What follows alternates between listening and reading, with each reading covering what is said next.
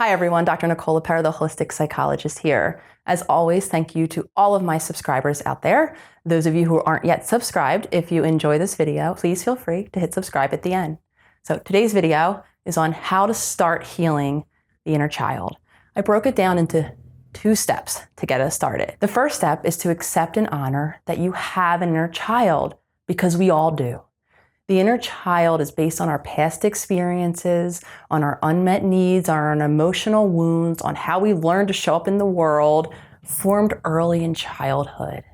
We carry that inner child with us, and it becomes a sort of lens through which we view our current adult experiences.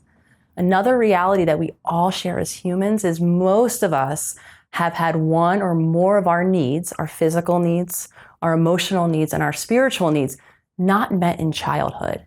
Now, again, this is not of ill intent of our parents. Quite often, these needs weren't met because we were raised by caregivers who didn't know how to meet their own needs in these areas. So they were only able to model what they themselves were capable of.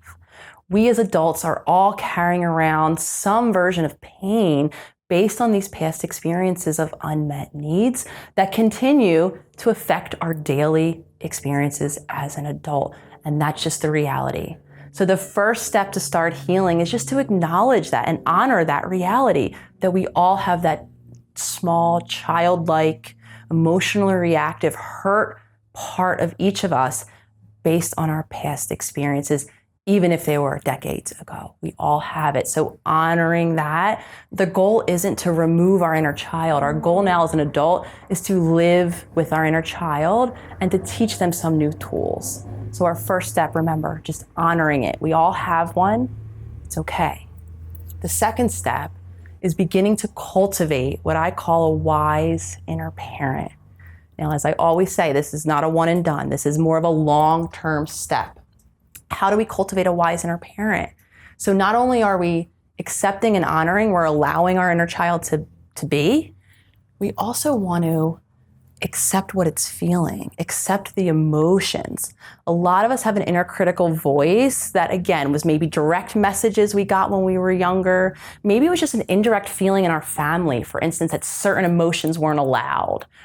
Some of us then internalize a critical voice around our own feelings. We tell ourselves what we should and shouldn't feel, and we shame ourselves for what we do feel. As an adult, to cultivate that wise inner parent, we need to make space for whatever we're feeling and break the habit of shaming and learn how to accept and just be with what is there. Like a parent, just allow in your own emotional experience, whatever it is. We're complicated. Sometimes we feel a million ways about one thing, and sometimes those are conflicting ways. We feel positive and negative about one thing, and that's okay. We're complicated creatures. So we want to observe, we want to honor, and then we want to practice accepting what we see and not criticizing, diminishing, and validating like a lot of us do. So I hope this video was helpful. Remember, these are not one and done steps. We need to cultivate this whole process so that we can each begin to heal our inner child.